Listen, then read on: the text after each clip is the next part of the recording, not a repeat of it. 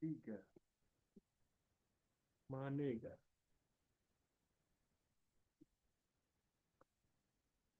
Kalau master apa deh?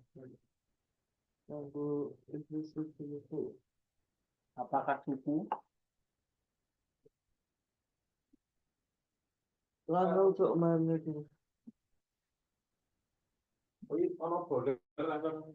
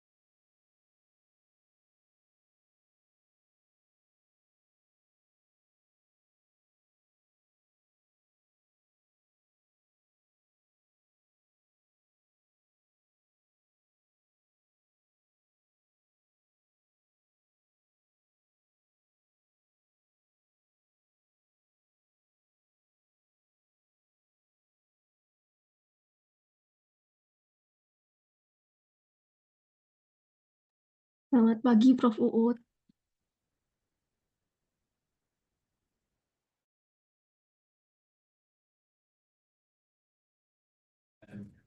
Selamat pagi, Prof. Ut.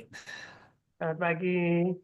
Yeah, ini mahasiswanya hanya 19. Oh Jadi, ya, yeah, ini bisa dipun mulai mboten ono. ya. eh saya Oh, saya ambil Prof. share Ut. screen ya. Tapi nanti ada dosen-dosen yang ingin masuk juga ini. Ya, Yeah. monggo saja, monggo saja. Matur suwun sangat, Prof. Ini maaf, ini suara saya sedang nggak normal karena masih batuk gitu. Tapi anu bisa terdengar jelas ya suaranya. Sangat, Prof. Nggih, Iya. sama. Nggih, baik. Eh,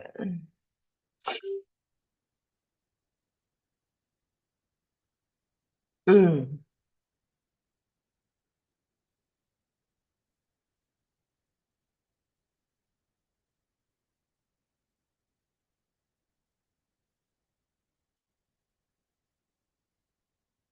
Sudah terlihat share screen kah? Sudah, Prof. Sudah, Prof. Sudah share slide ya, artinya sudah full ya? Belum ya? Slideshow-nya sudah? Belum, Prof. Belum ya? Sebentar saya ulang.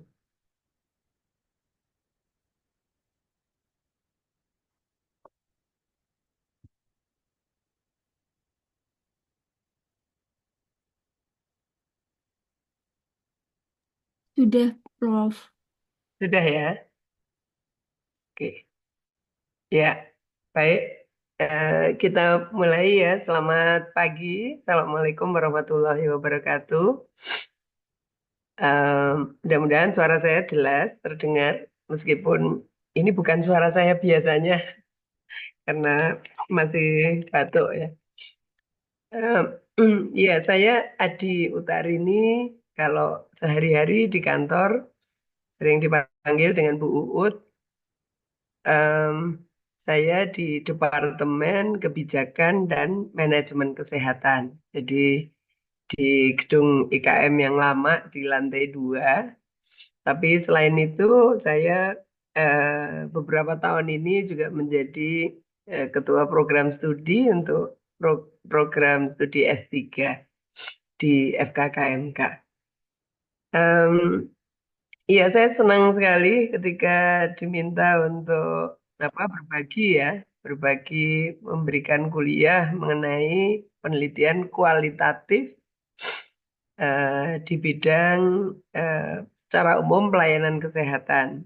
Tapi nanti memang ada beberapa contoh-contoh yang itu mungkin sangat terkait dengan bidang yang sedang ditekuni di gizi ya.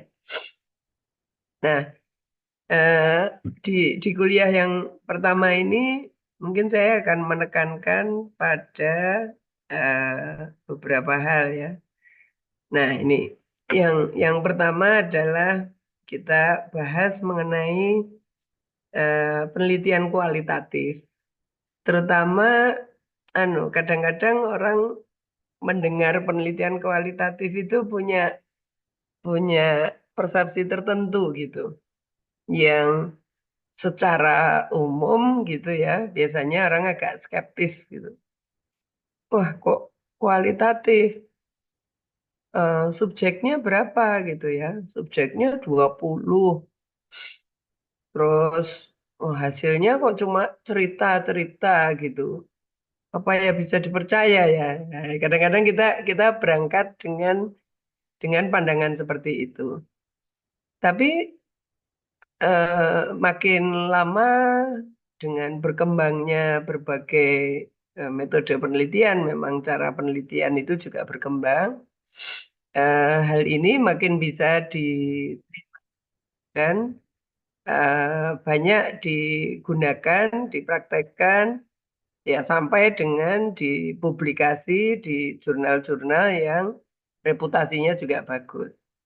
Nah, nanti kita bahas sedikit mengenai eh, hal tersebut ya. Nah, yang kedua kita masuk di penelitian kualitatifnya itu sendiri. Dan saya menulis di sini kalau tak kenal maka tak sayang gitu ya. Jadi kalau ingin ingin apa menggunakan itu ya kita harus mengenal bagaimana desain penelitian kualitatif itu. Dan yang nomor tiga juga lebih mendalam ke secara garis besar ya. Kalau kualitatif itu lalu pengumpulan datanya seperti apa, analisisnya secara garis besar seperti apa, dan yang terakhir proses penelitiannya. Nah, saya yakin nanti dalam kuliah-kuliah selanjutnya pasti hal-hal ini akan dibahas secara lebih detail. Nah, nanti kalau selama saya kuliah ada hal-hal yang ingin ditanyakan, ingin dikonfirmasi gitu ya, boleh langsung ditulis di chat bisa, atau bisa juga langsung open mic juga saya enggak apa-apa ya. Langsung diinterupsi saja. Khawatirnya nanti kalau menunggu di akhir nanti malah udah lupa pertanyaannya. Jadi silahkan ya, silahkan ditulis di chat atau silahkan juga kalau akan langsung open mic. Baik. Nah, eh, ini eh, saya yakin nama Albert Einstein itu tidak asing kan ya untuk kita semua ya. Eh, dan beliau itu juga punya statement gitu yang terkait dengan penelitian kualitatif. Menarik statementnya karena beliau mengatakan eh, tidak semua hal yang dapat dihitung, artinya dapat disajikan dengan angka-angka, itu lalu menjadi penting gitu. Jadi penting tidak penting itu bukan karena kok yang ini disajikan dengan angka. Not everything that can be counted itu count. Tidak semua hal yang dapat dihitung dengan angka, diukur dengan angka, disajikan dalam bentuk angka-angka itu lalu menjadi penting. Ya, tapi sebaliknya, tidak semua hal yang penting itu dapat dihitung. Ya, artinya kita jangan memandang bahwa penelitian itu penting nggak penting itu dari sisi apakah ini disajikan atau dilakukan penelitian kuantitatif ataukah penelitian kualitatif. Bukan itu yang apa ya menjustifikasi bahwa sebuah hasil penelitian itu penting. Dua-duanya bisa saja sama pentingnya, atau dua-duanya juga bisa dilakukan dengan buruk ya. Kalau kita nggak mengikuti kaedah-kaedah penelitiannya, ya tentu hasilnya juga nggak bisa kita percaya. Dan itu tidak ada kaitannya dengan apakah ini dilakukan secara kuantitatif atau kualitatif. Nah, situasi ini sangat berbeda dengan berapa ya, kalau saya balik 30 tahun yang lalu gitu. Saya jadi dosen itu sejak tahun 90. Wah, kalian belum lahir mungkin ya. Sejak tahun 90. eh, dan saat itu pertama kali saya naik pangkat. Itu saya pakai paper kualitatif. Terus saya ingat betul itu. Saat itu saya ditanya oleh seorang klinisi yang sangat terhormat gitu ya. Sangat dihormati. Kita semua sangat menyegani beliau. Lalu beliau itu berkomentar begini. Bu Ut, kok ini penelitiannya nggak ada angka-angkanya ya? Apa nggak dilakukan survei misalnya ya 30 orang gitu. Jadi nanti hasilnya bisa ditabulasi, bisa ada hitungan-hitungan, bahkan mungkin bisa ada uji statistik sederhana. Jadi itu 30 tahun yang lalu gitu. Jadi orang mungkin eh, lebih mengenal, lebih familiar terhadap penelitian kuantitatif ya. Nah, tapi sekali lagi zaman sudah berubah. Sekarang orang sudah mulai melihat ya sesuatu itu ya dilihat dari sisi kualitasnya. Bukan semata-mata apakah ini penelitian kuantitatif atau kualitatif. Nah itu kata Albert Einstein. Kalau di bawahnya ini kata saya ya. Saya merasakan kita dalam perjalanan ya mungkin keseharian ya. Keseharian saya sebagai dosen, kalau keseharian Anda mungkin sebagai mahasiswa gitu. Sebetulnya kan banyak ya kejadian-kejadian yang kita alami ya.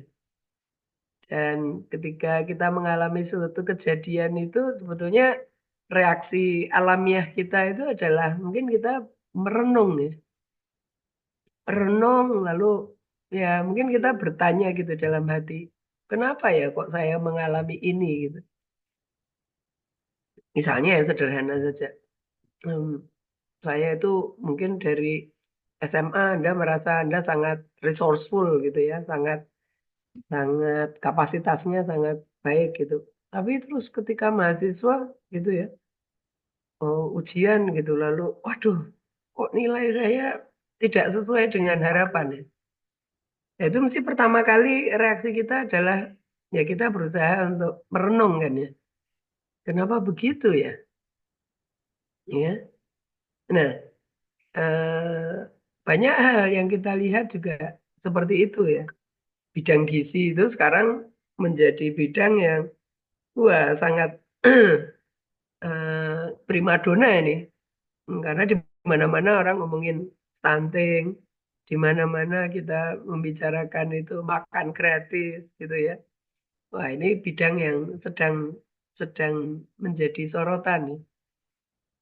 Kenapa bisa ada fenomena stunting padahal keluarganya bukan dari sosial ekonomi yang rendah misalnya. Nah, sehingga ketika kita berusaha untuk memaknainya dan kemudian menemukan, oh mungkin itu artinya gitu ya. Nah, itu saya mengatakan ini jalan kita untuk memahami kenapa kenapa ini yang diberikan ya sebagai orang yang beragama kan kita tahu bahwa eh, kita menjalani sesuatu itu ya memang itu garisnya gitu. Nah, ini contoh contoh ketika saya ditinggal berpulang oleh suami Prof. Iwan Dwi Prahasto. Waktu itu juga saya merasa loh kenapa ya kok ketika COVID itu kok kok kami yang eh, hampir pertama kasus pertama di Jogja ya. Suami saya kasus kedua di Jogja dan kasus pertama yang meninggal. Oh, kenapa kok kami ya? Salah apa ya? Kan mesti gitu tuh. Itu reaksi yang wajar. Tapi ketika kita sudah menemukan, oh, maknanya adalah apa? Misalnya, wah, saya kemudian harus lebih baik lagi gitu ya. Dan kemudian saya berhijab gitu. Dan kemudian, dan seterusnya itu. Jadi saya tuh merasa, oh, ternyata itu semua untuk kebaikan. Gitu. Nah, ini kemudian kita akan menjadi lebih memahami, lebih menerima apa yang terjadi pada kehidupan kita.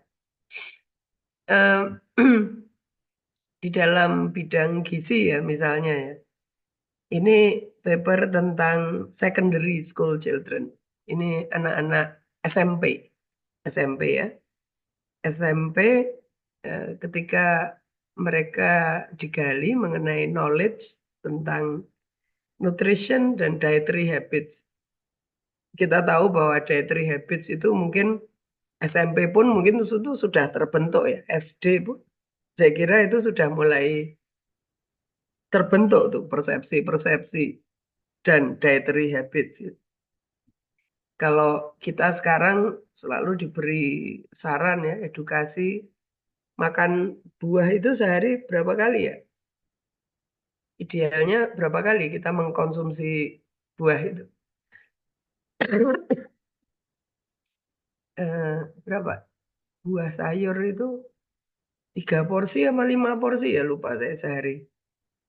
Ada yang ada yang tahu kah?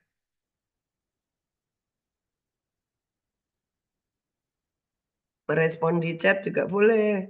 Eh, merespon secara langsung juga boleh. Idealnya kita makan buah itu seperti apa ya? Nah, ini ada yang menjawab di chat ya. 3 sampai 4 porsi ya. Terima kasih. Ada yang bilang 2 sampai 3 porsi. Oke. Ya. Tapi buah itu kalau kalau kita melihat mungkin apa ya cenderung tidak tidak sesuai dengan harapan barangkali ya. Dan ini sudah terbentuk ketika di studi ini anak-anak itu SMP ya. Food preference itu sudah terbentuk ya. Dan di sini ada ada preference yang helpful, disebut ya berguna, helpful, membantu, tapi ada juga yang tidak membantu ya. Nah, ini temuan dari hasil focus group discussion, semacam diskusi kelompok terarah. Mereka yang helpful ini bisa dibaca ya. Anak-anak eh, mereka ada yang memang makan buah itu regularly dan tahu bahwa itu mengandung sangat kaya dalam vitamin misalnya. Tetapi juga mereka juga sudah terbentuk juga hal-hal yang tidak terlalu bermanfaat gitu. Misalnya apa nih, tomat, telur, susu itu beberapa sudah mengatakan ini nggak enak gitu ya. Tahu itu sehat, tapi nggak mau suruh makan itu karena nggak ada rasanya. Gitu. Ya, tahu brown rice itu vitaminnya lebih bagus gitu. Tapi nggak ada rasanya gitu. Jadi mereka bilang, wah saya sama sekali nggak mau nyoba itu, nggak enak gitu, nggak ada rasanya. Nah, begitu juga hal-hal yang lain. Nah, ini memang kalau dilihat di sini ini memang apa tidak ada angka-angkanya ya di sini ya. Tapi memang ini untuk memahamkan kita mengapa sih mereka sulit sekali mengkonsumsi makanan-makanan tertentu. Oke, contoh lain. Ya, ini contohnya saya ambil dari profesi dokter ya. Tapi saya kira ini sangat relate juga untuk profesi kesehatan yang lain. Studinya menarik ini. Eh, studinya apa? Studi kualitatif tentang bagaimana dokter praktek dan juga mahasiswa kedokteran itu menggunakan media sosial. Ya, di Gizi itu juga banyak ya, influencer-influencer yang sangat bagus gitu, memberikan edukasinya sangat bagus di media sosial. Ya. Nah, ini lalu studinya tadi eh, menggali menggali bagaimana pengalaman dan juga perspektif para dokter dan mahasiswa kedokteran dalam menggunakan sosial media, dalam berperilaku tapi di sosial media ya. Dan bagaimana mereka melihat itu sebagai ancaman ya terhadap profesi dan terhadap personal life. Ya, apakah itu kalau mereka sebagai dokter, lalu sosial medianya misalnya kok aneh-aneh gitu ya. Nah, bagaimana itu mereka menegosiasi itu dalam mempengaruhi kehidupan profesional mereka. Nah, ya ketika studinya dilakukan gitu, kemudian mereka menggunakan berbagai cara pengumpulan data untuk melakukan studi ini, mereka lalu menemukan hasilnya secara umum itu temanya ada 3 ya, yang saya tunjukkan di samping kiri. Yang pertama, staying in contact and up to date.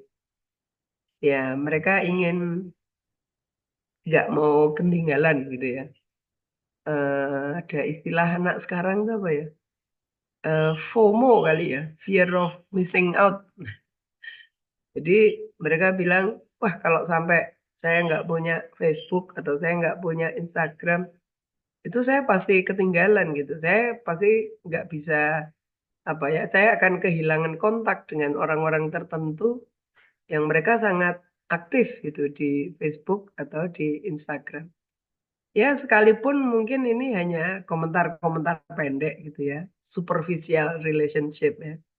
Tapi itu, mereka merasa bahwa kebutuhan untuk staying in contact dan up to date itu sangat mempengaruhi mereka gitu dalam menggunakan sosial media. Yang kedua ada istilah online persona. Ya, itu maksudnya ya dokter itu kan pekerjaan kita ya, profesi kita.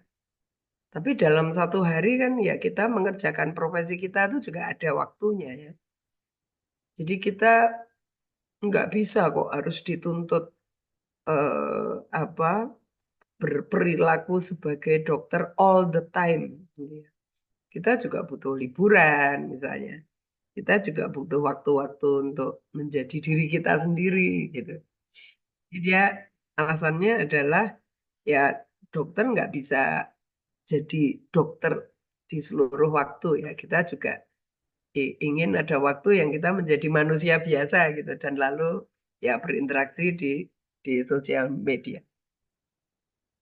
Nah, yang ketiga adalah ya ini berpikir tentang standar dan keselamatan pasien.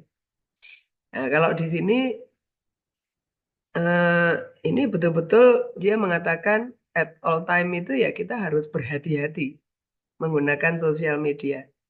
Ya sekalipun dokter itu tidak dalam satu hari lalu kerja sebagai dokter terus dan harus tampil sebagai dokter terus, tapi dia mengatakan bahwa ya kalau kalau memang tidak seharusnya informasi itu ada di sosial media ya jangan share itu di sosial media gitu.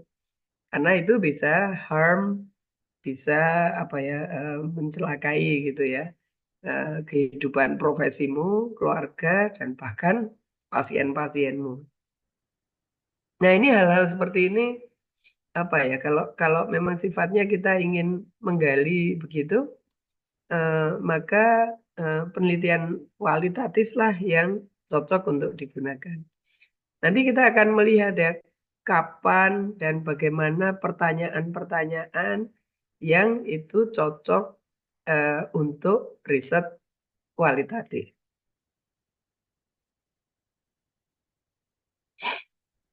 Nah, kalau kembali ke tadi orang yang mempunyai persepsi bahwa wah penelitian kualitatif itu second class gitu ya. Kayak kayak warga negara kelas 2 gitu ya. Yang warga negara kelas 1 itu yang penelitian kuantitatif. Hal-hal ini sudah semakin dikikis. Nah, salah satunya yang membuat apa penelitian kualitatif itu juga semakin direcognize sebagai ya memang penelitian yang legitimate ya dilakukan ya salah satu desain yang memang bisa dilakukan di berbagai bidang termasuk bidang kita kedokteran, kesehatan, gizi itu bidang-bidang yang sangat banyak dilakukan penelitian kualitatif. Nah, yang dilihat di slide ini adalah ini dari website yang disebut dengan Equator Network. Equator itu singkatan dari Enhancing the Quality, kualitas, dan transparansi dari penelitian kesehatan. Jadi dia memang ingin bahwa seluruh penelitian itu seharusnya apapun desain itu ya dilakukan dengan kualitas yang terbaik dan selain itu juga informasinya harus transparan. Itu artinya ketika Anda tulis dalam bentuk entah itu skripsi, tesis, disertasi, atau kita menulis untuk publikasi, itu informasinya harus transparan. Nah, sehingga yang mereka lakukan adalah mereka mengembangkan structured reporting guideline atau panduan untuk pelaporan yang terstruktur. Dan ini sudah merupakan konsensus internasional ya. Jadi ini sudah merupakan kesepakatan secara internasional, konsensus. Dan menariknya kemudian mereka mengembangkan kriteria-kriteria yang itu kemudian menjadi guide apa sih yang harus kita ceritakan gitu kalau kita menulis. Nah, kriteria ini spesifik untuk jenis penelitian yang digunakan. Ya, jadi bukan kriteria umum gitu. Kalau misalnya penelitiannya Anda menggunakan cross-sectional survey misalnya, maka di sini, di slide ini Anda melihat, oh itu ada observational studies. Dan kriterianya namanya STROBE, yaitu singkatannya. Nah, berarti nanti kalau saya misalnya di skripsi, tesis, atau lebih tinggi lagi, saya menggunakan cross-sectional survey, atau saya menggunakan case control, atau menggunakan cohort study, yang itu semuanya masuk di dalam observational study, maka ketika melaporkan, kita diharapkan memperhatikan kriteria stroke. Ya, kalau ini penelitiannya randomized trial, ya di situ ada consort namanya. Ya begitu pula untuk riset kualitatif yang saya beri kotak merah itu. Untuk riset kualitatif juga ada kriteria-kriterianya. Di situ ada 2 kriteria ya. Yang satu namanya SRQR, satunya adalah korek. Korek itu mudah diingat ya, kayaknya korek kuping. Ya. Dan juga penelitian-penelitian yang lain ya, itu ada animal preclinical studies juga ada, diagnostic studies juga ada. Bahkan ketika kita membuat studi program, itu juga ada kriterianya. Nah, silahkan nanti di luar kesempatan ini, kalau Anda penasaran apa sih kriterianya kayak apa ya, silahkan itu diklik. Nah, jadi dengan ada kriteria itu, kalau saya balik ke sana tadi ya, artinya kriteria ini kalau kita ikuti, itu kemudian membuat laporan ini menjadi laporan penelitiannya berkualitas dan juga informasinya lengkap, transparansinya lengkap. Ya, jadi ini memang semacam standar gitu, bahwa kalau penelitiannya bagus, ya pelaporannya juga harus memenuhi kriteria-kriteria tersebut. Bahkan ya saya sering menyarankan, ya kenapa nggak kita lihat sejak kita bikin proposal gitu kan. Supaya ketika di awal, ketika bikin proposalnya itu juga sudah memperhatikan kriteria-kriteria ini. Jadi nanti kalau studinya sudah dilakukan, datanya sudah dikumpulkan, dianalisis, maka ketika Anda melaporkan, kita mungkin akan jauh lebih mudah. Karena kita sudah memenuhi kriteria itu sejak di awal ketika Anda membuat proposal. Oke, jadi saya ingin mengatakan bahwa sudah tidak ada keraguan lagi bahwa untuk pertanyaan-pertanyaan tertentu itu memang cocok dilakukan dengan penelitian kualitatif. Bahwa penelitian kualitatif itu ya salah satu cara meneliti yang juga bisa valid, bisa reliable, hasilnya juga bisa dipublikasikan, bahkan dipublikasikan di jurnal-jurnal yang semula itu mungkin mereka sangat berorientasi ke kuantitatif. Tapi sekarang itu mereka sudah bisa menerima ya bahwa this is kualitatif tadi memang aturan-aturannya seperti itu dan nanti kita lihat gitu aturan-aturannya dan bagaimana cara kita merencanakan juga sebuah studi kualitatif. Nah, di bagian kedua ini, mari kita lihat secara sekilas gitu. Dan mungkin saya yakin Anda juga mungkin juga sudah kenal sebetulnya dengan penelitian kualitatif. Kita lihat sekilas ya. Nah, ini kalau Anda melihat foto ini, kira-kira apa yang Anda pikirkan ya? Kalau lihat fotonya saja. Boleh nggak beberapa orang menulis di chat gitu? Apa sih yang Anda lihat ketika melihat foto ini? Apa yang terfikir gitu? Apa yang terlintas? Silahkan mungkin bisa dituliskan di chat.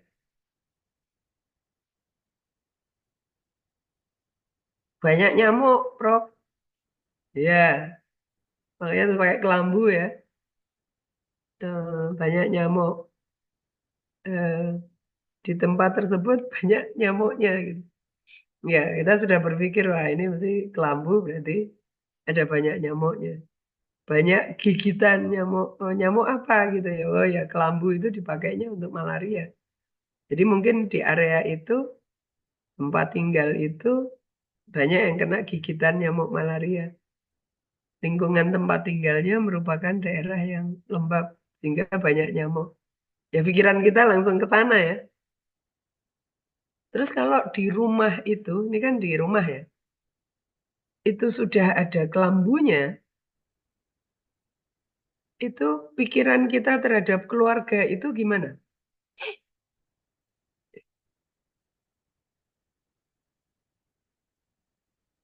Kita masuk ke rumah toh, terus kemudian kita lihat, oh di rumah itu ada kamar-kamarnya, terus di tempat tidurnya sudah ada kelambunya. Apa yang kita pikirkan selain yang di atas tadi? Apa yang kita pikirkan tentang persepsi dan pemahaman keluarga itu?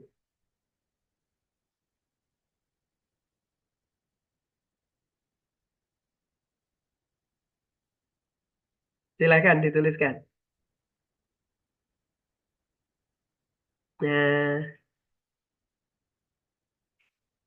keluarga itu mungkin sudah paham bahwa ini adalah pencegahan gitu ya. Ini adalah cara-cara untuk mencegah penyakit malaria. Nah, sudah aware sehingga ya mereka pakai betul itu dan mereka lakukan tindakan preventif. Ya, terima kasih. Jadi eh, bukan hanya keluarganya paham ya, tapi mereka juga menerapkan perilaku-perilaku preventif. Nah, sekarang kalau saya tambahi satu informasi lagi, bahwa di rumah itu ada dua kamar. Satu kamar menggunakan kelambu dan satu kamar lagi tanpa ada kelambu. Yang kamar yang dengan kelambu, Anda bisa lihat ya. Oke, yang tidur di situ ada dua anak gitu. Nah, terus mungkin Anda bertanya ya, kamar yang tidak ada kelambunya itu siapa yang tidur di situ? Kamar yang tanpa kelambu adalah orang tuanya dan anak mereka yang masih bayi. Kira-kira apa sekarang komentar Anda terhadap keluarga ini? Sekali lagi ada dua kamar, yang satu sudah pakai kelambu, seperti yang Anda lihat, yang satunya tidak pakai kelambu, dan yang tidur di situ adalah orang tua dan anak yang masih bayi. Terus gimana pendapat Anda? Silakan kalau ada yang mau open mic juga boleh, karena mungkin terus agak panjang ya. Silakan, silakan open mic. Bentar ya, saya sambil ambil air putih sebentar ya, sebentar Mbak.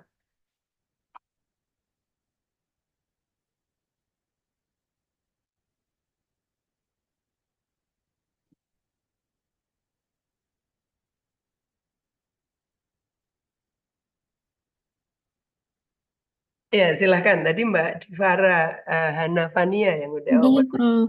Ya, izin menjawab, Prof. Kalau tadi persepsinya mungkin orang tuanya belum paham kalau anak bayi juga rentan terkena penyakit malaria akibat gigitan nyamuk. Lalu mungkin kamar yang di salah satunya yang dipasang kelambu itu karena dua anak balita tersebut sering mengeluh digigit nyamuk. Tapi kalau anak bayi kan belum bisa mengeluh untuk digigit nyamuk, akibatnya orang tuanya juga yang belum care dan atau mungkin tidak peduli digigit nyamuk atau tidak, tapi mereka tidak memikirkan bahwa anak bayinya itu sangat rentan untuk terkena malaria akibat digigit nyamuk, sehingga mereka berdasarkan apa yang dilihat aja yang mengeluhkan anak balita yang dua itu, maka yang dipasang di kamarnya anak balita dua itu, namun di kamar orang tuanya yang berserta bayi karena bayinya juga belum bisa mengeluh dan orang tuanya itu tidak aware bahwa bayi ini malah lebih rentan untuk terkena malaria akibat digigit nyamuk, maka eh, malah tidak dipasang kelambu. Seperti itu, Prof. Terima kasih.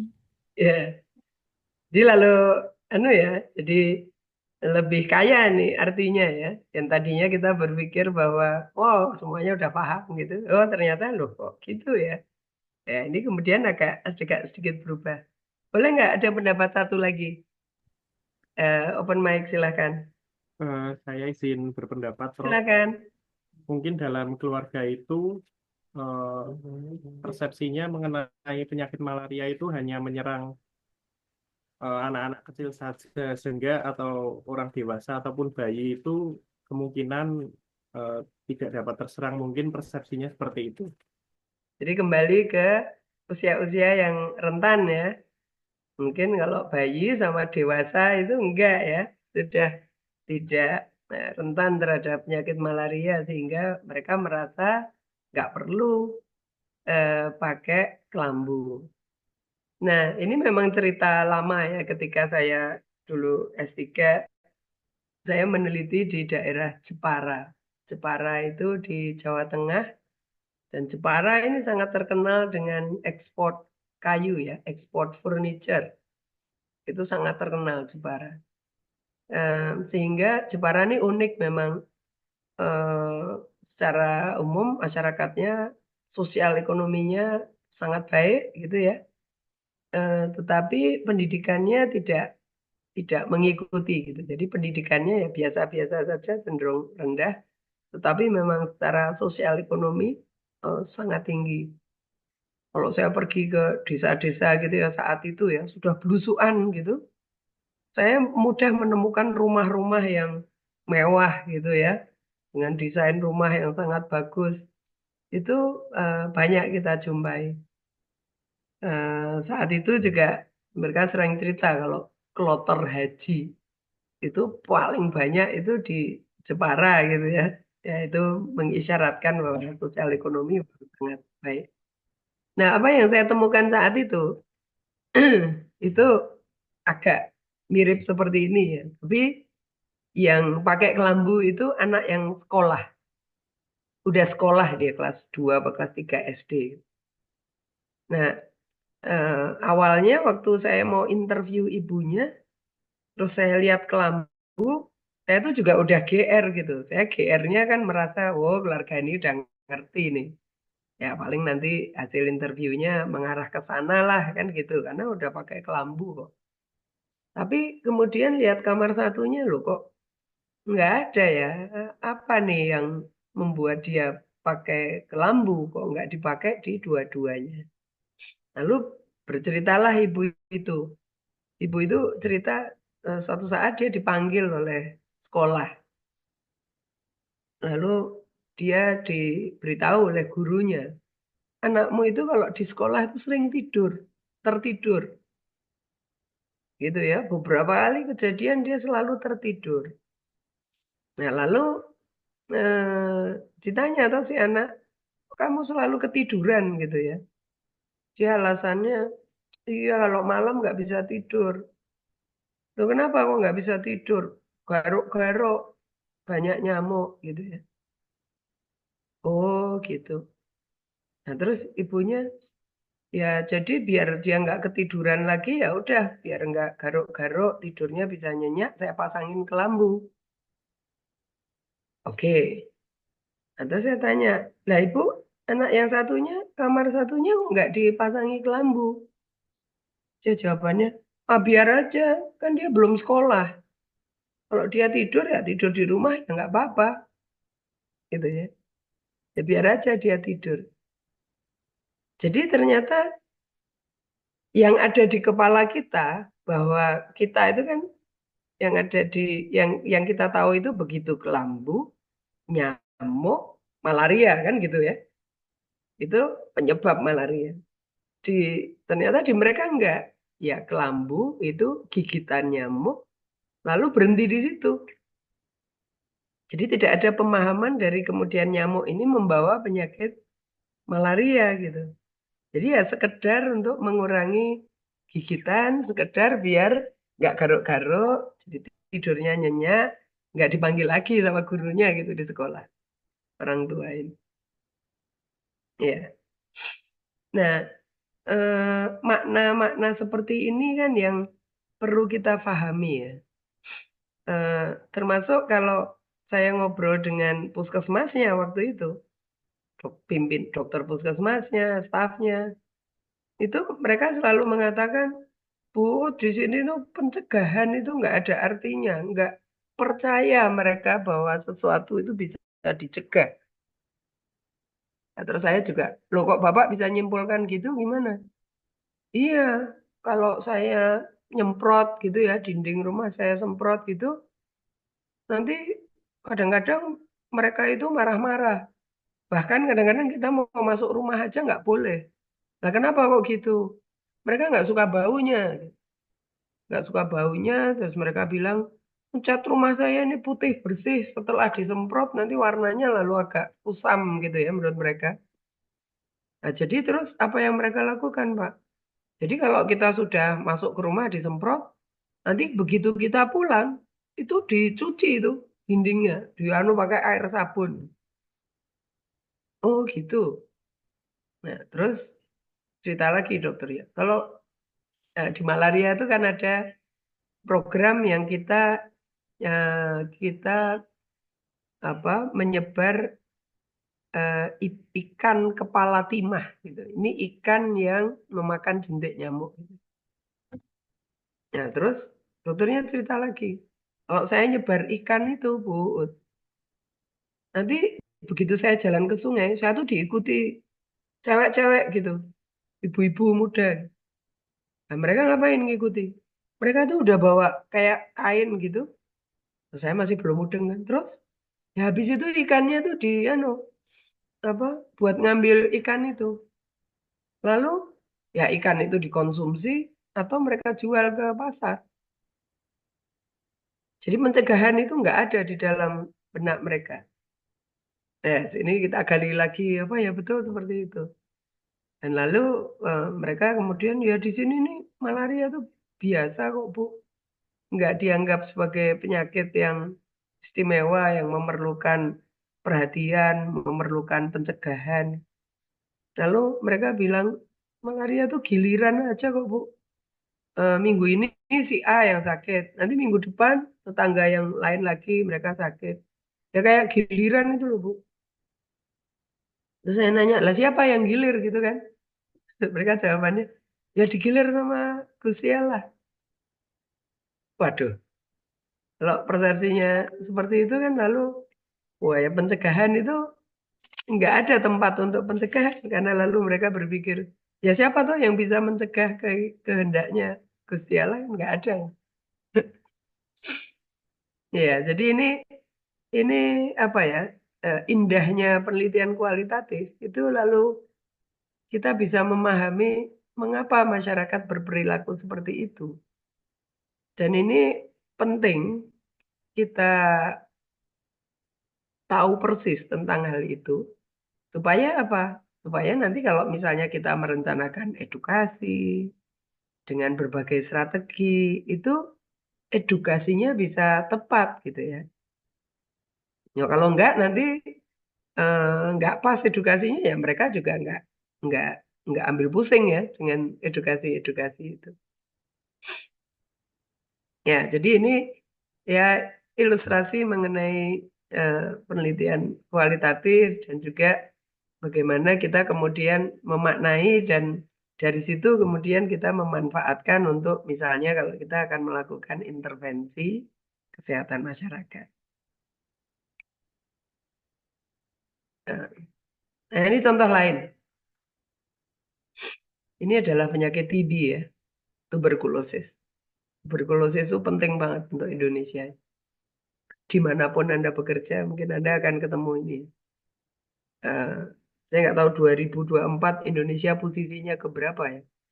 Tapi sebelum-sebelumnya ya pernah kedua, ketiga, keempat, lima besar itu sering masuk Indonesia dalam lima besar eh, jumlah kasus TB di dunia. Nah, kalau Anda baca kotasi yang paling atas, ini ceritanya ini di negara, bukan di Indonesia ya, tapi di negara yang mana yang namanya pengobatan TB itu pasiennya ketika minum obat, itu dia harus minum obat di depan petugas untuk betul-betul menunjukkan bahwa obatnya itu ditelan gitu ya.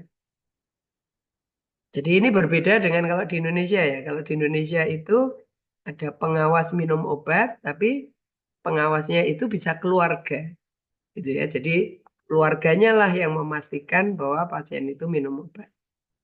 Nah, kalau di negara tempat penelitian ini tidak. Yang boleh memastikan itu hanya petugas kesehatan. Ya, pokoknya any petugas kesehatan dia boleh gitu minum di depan petugas itu.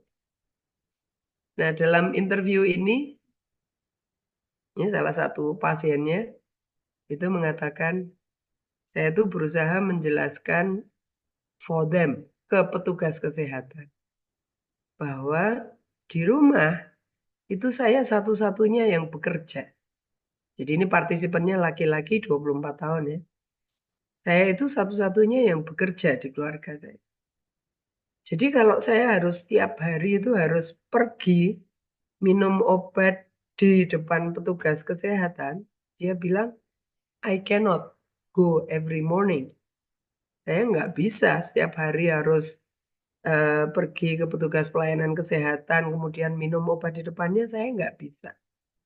Karena kalau saya melakukan itu, saya akan kehilangan pekerjaan. Ya, jadi ini dia bekerjanya di private sector, itu maksudnya dia bekerja sebagai buruh. Kalau saya setiap hari pamit hanya karena saya harus minum obat di depan petugas, maka dia bilang, saya akan kehilangan pekerjaan dan kemudian saya beserta istri saya akan mati kelaparan. Saya bekerja di sektor swasta sebagai buruh dan it is difficult to get permission every day. Sangat sulit bisa pamit setiap hari. Itu statementnya. Lalu interviewernya bertanya, kamu pergi ke petugas kesehatan itu jalan atau pakai apa transportasinya? Terus dia jawab, saya jalan. Saya nggak punya uang untuk misalnya naik bis atau naik kendaraan umum. I don't have any money. Peneliti kualitatif yang baik itu dia selalu mengejar gitu ya. Dengan satu jawaban itu dia berusaha untuk dikejar betul. Dia nggak puas dengan jawaban itu. Nah ini penelitinya masih ngejar lagi tuh. Ketika dijawab bahwa saya jalan karena nggak punya uang, transport, masih dikejar lagi. Is it hard? Susah nggak untuk jalan setiap hari itu? Ya, yang mengejutkan kan jawabannya yang di akhir. Yes. Dia bilang, yes, it is hard gitu ya. Karena it is a bit far. Dia bilang a bit agak jauh. Tapi perhatikan kalimat selanjutnya gitu. I use almost 2 hours. Saya jalan tuh hampir 2 jam. Itu pun bukan jalan tegak cepet gitu ya. I vomit on the way. Itu pun dengan muntah-muntah di perjalanan. Anda bisa bayangkan nggak? Jalan 2 jam dengan muntah-muntah di perjalanan. Dan ini tentu bukan jalan aspal yang mulus gitu ya. Jangan dibayangkan itu. Saya kalau membayangkan, wah, yang namanya mual, muntah, dan masih harus berjalan. Wah, itu saya aja nggak bisa bayangkan. Dan namanya mual muntah itu pasti kita inginnya cuma meringkuk aja tuh di tempat tidur gitu ya. Sambil, waduh, ngerasakan perutnya nggak enak gitu. Nggak enak banget kan. Itu yang harus dia jalani gitu. Ketika dia harus minum obat di depan petugas, harus jalan 2 jam muntah, dan dia satu-satunya yang bekerja di rumah. Nah, jadi kalau saya bertanya nih pada Anda ya, dari ilustrasi ini, menurut Anda faktor-faktor apa saja yang mempengaruhi kepatuhan seseorang untuk minum obat TB? Coba Anda tulis di chat lagi. Dari apa yang Anda lihat di slide ini, faktor-faktor apa yang itu mempengaruhi kepatuhan untuk minum obat TB? Silahkan. Ini ada banyak ya faktornya. Silakan Anda tuliskan. Apa yang terlintas di kepala Anda gitu ya, terlintas di pikiran kita ketika melihat dialog ini?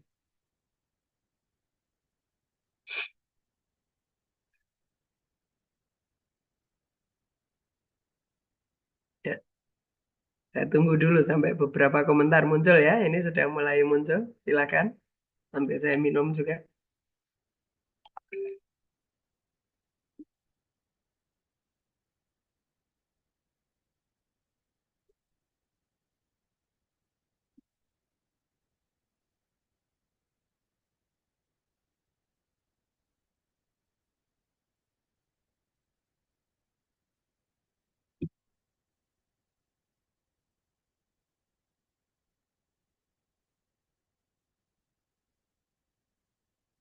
Ya, silakan menulis ya. Sambil mulai saya bacakan juga regulasi minum obat. Oke.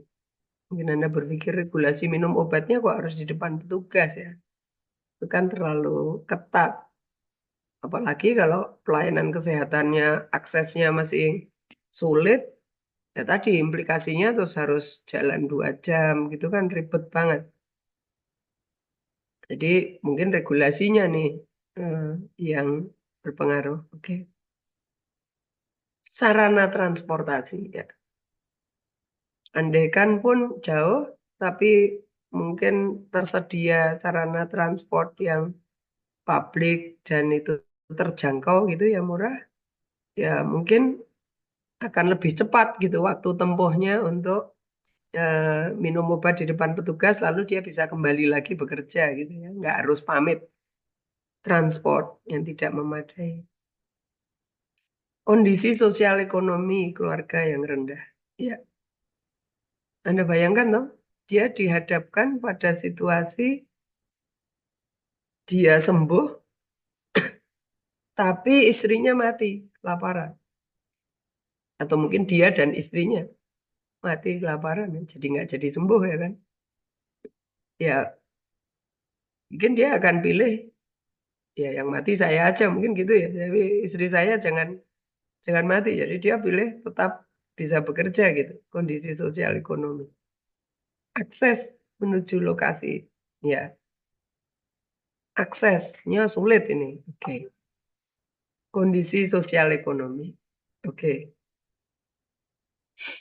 Em, ada lagi nggak?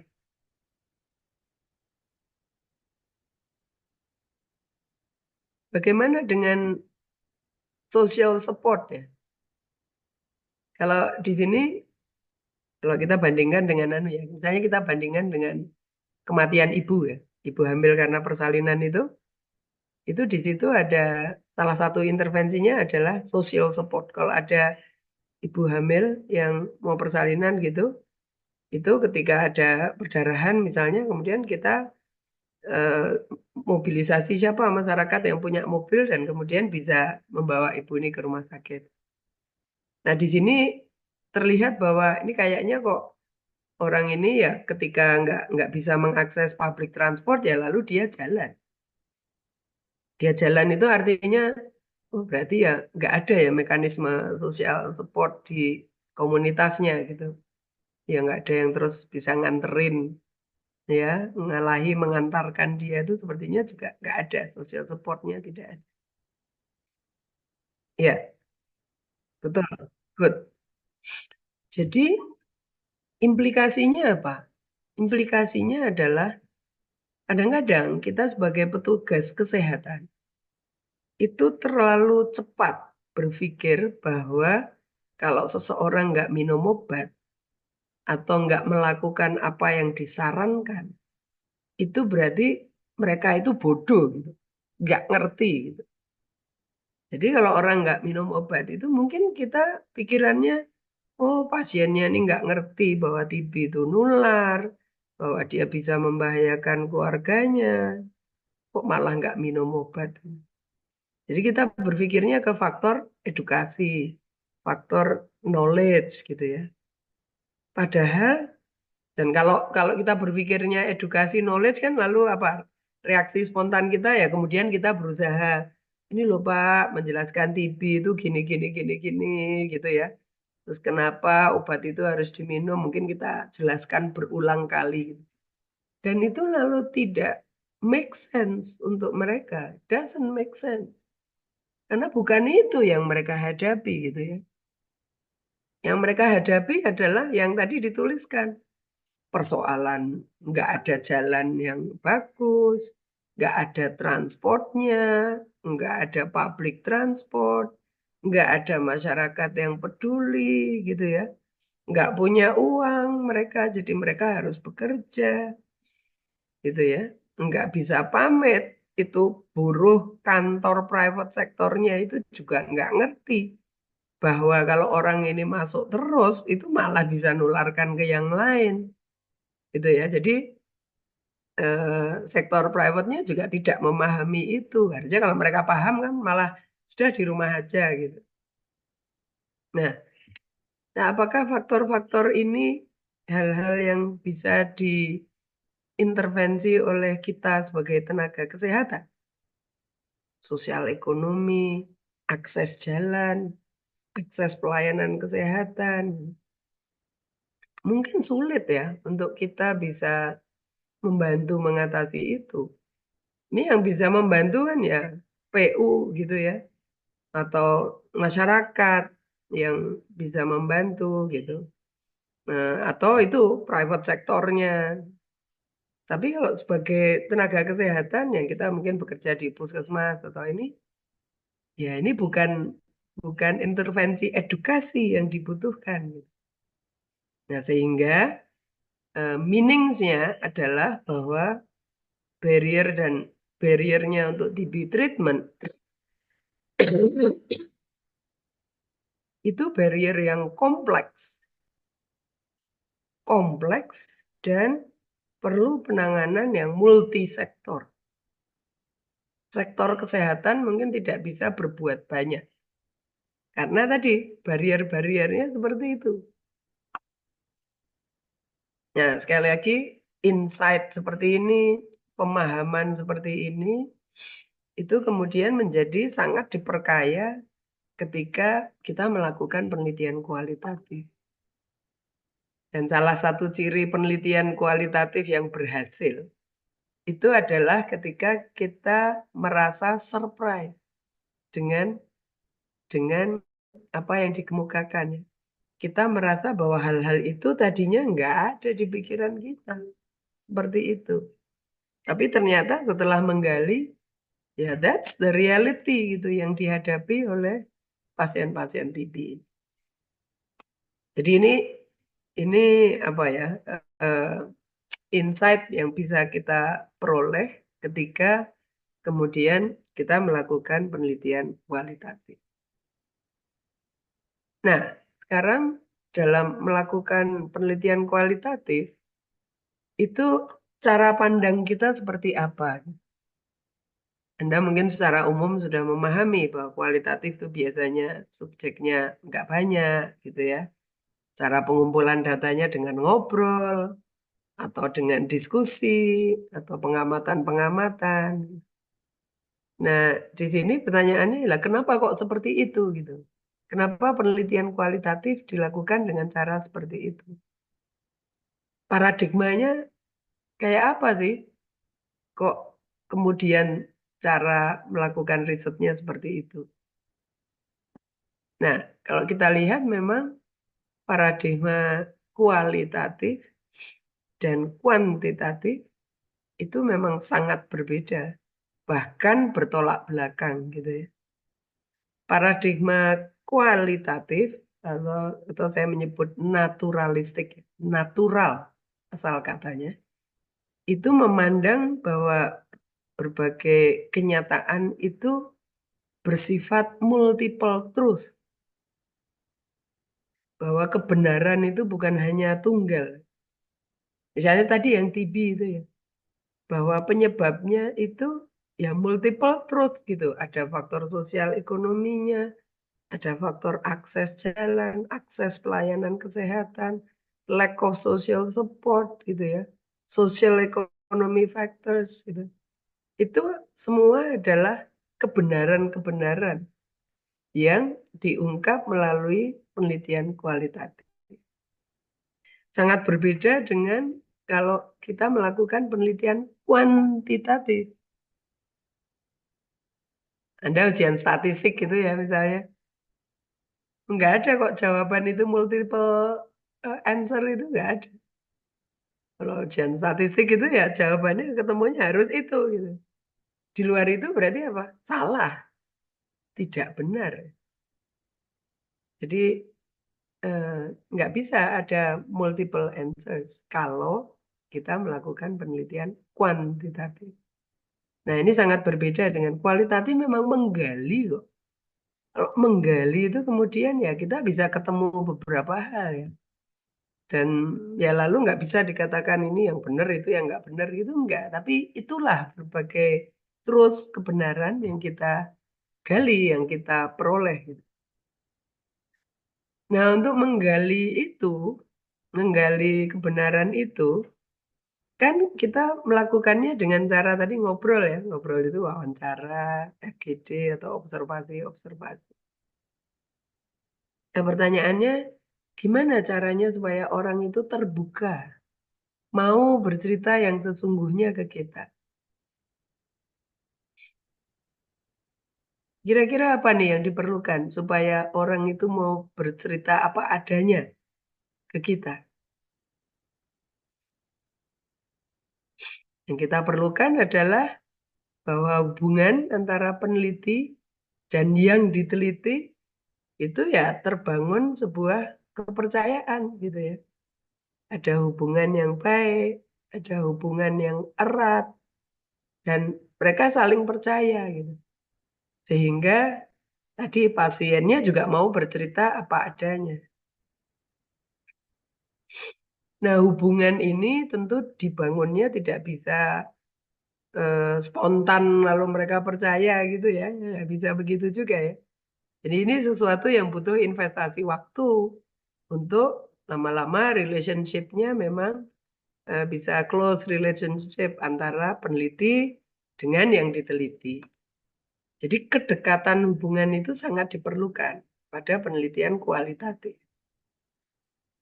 Sehingga kadang-kadang misalnya kalau Anda membaca publikasi gitu, ini kenapa sih yang di interview cuma 20 orang, kok dia pengumpulan datanya butuh 6 bulan misalnya.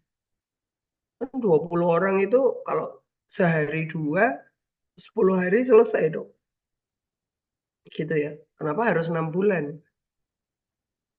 Ya, salah satu penyebabnya adalah tadi, kita butuh waktu untuk establish good relationship, close relationship.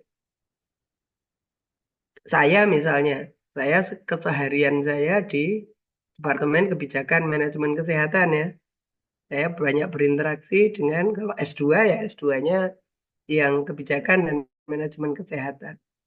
Kalau suatu saat saya akan melakukan penelitian kualitatif yang itu terkait dengan pendidikan gizi misalnya, maka saya pun harus berpikir, ini gimana ya caranya supaya saya bisa diterima gitu di antara dosen-dosen gizi dan mungkin mahasiswa S1, S2 di sana. Bagaimana supaya saya bisa berbaur dan diterima dan kemudian dipercaya juga oleh mereka. Nah, itu proses itu harus kita lakukan, harus kita jalani. Itu yang kedua. Yang ketiga, memetakan kausalitas. Nah, itu kalau Anda lihat gambar itu ada anak kecil sudah obesitas gitu ya. Kok bisa ya? Masih usia segitu sudah obesitas. Nah, kalau penelitian kualitatif, kita berusaha mengidentifikasi apa saja faktor-faktor yang mungkin berpengaruh terhadap kejadian obesitas pada anak. Faktor-faktor itu kita identifikasi, lalu kita petakan, kita mappingkan gitu ya, kira-kira keterkaitannya seperti apa. Tetapi kita tidak bisa mengukur mana faktor yang paling berpengaruh.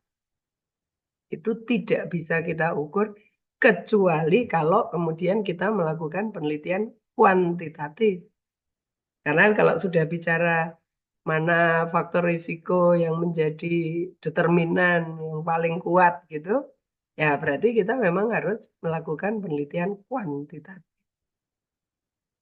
Di kualitatif porsinya adalah kita menggali faktor-faktornya apa saja. Oh, ada faktor misalnya penjual makanan yang di sekitar sekolah, itu juga banyak yang dijual makanan-makanan yang tidak sehat misalnya. Atau sekarang kita juga yang namanya mengakses makanan itu 24 jam ya. Warung atau toko-toko, apalagi kalau sudah McD itu banyak yang 24 jam. Kita nggak perlu pergi dari rumah gitu ya, buka handphone, pencet-pencet gitu, GoFood sudah datang. Sangat mudah gitu. Celakanya nanti ditambah dengan orang tuanya sibuk gitu ya. Kayak saya ini misalnya. Orang tuanya sibuk, nggak sempat masak. Terus kalau mau pulang, nelpon anaknya. Nah, mau dibelikan apa gitu. Nah, lalu kalau beliin McD gitu ya dituruti. Ya, lalu ya, ya, itu semua kemudian banyak hal faktor yang bisa mempengaruhi kejadian. Jadi sekali lagi kita memetakan mapping causality. Yang terakhir adalah kalau di kuantitatif Anda mengenal bahwa generalisasi itu adalah generalisasi dari hasil yang diperoleh di sampel, digeneralisasi ke populasi tempat sampel itu diambil. Ya, kalau R-nya besar, sampel size-nya besar, maka mungkin hasilnya akan bermakna. Jadi bisa digeneralisasi juga dengan populasi yang lebih besar. Tapi itu kuantitatif ya. Nah, kalau kualitatif yang digeneralisasi itu apa? Kalau kualitatif, generalisasinya adalah apa makna yang kita peroleh dari suatu penelitian, misalnya penelitian TB tadi. Apakah itu maknanya bisa kita berlakukan di Indonesia? Kira-kira jawabannya gimana? Suatu penelitian yang dilakukan di setting di luar Indonesia, di wilayah yang aksesnya sulit. Pelayanan kesehatan juga aksesnya sulit. Geografinya mungkin ini geografi yang bukan perkotaan ya, mungkin daerah rural yang kualitas jalannya juga nggak bagus gitu. Lalu apakah itu bisa digeneralisasi maknanya? Makna bahwa patuh minum obat itu sesuatu yang kompleks sebetulnya. Itu bisa nggak diterapkan di Indonesia? Jawabannya gimana kira-kira? Pendapat Anda gimana?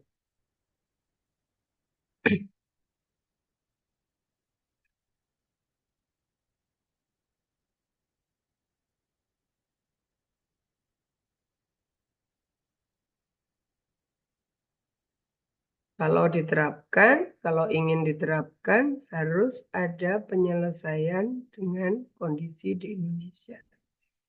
Oke.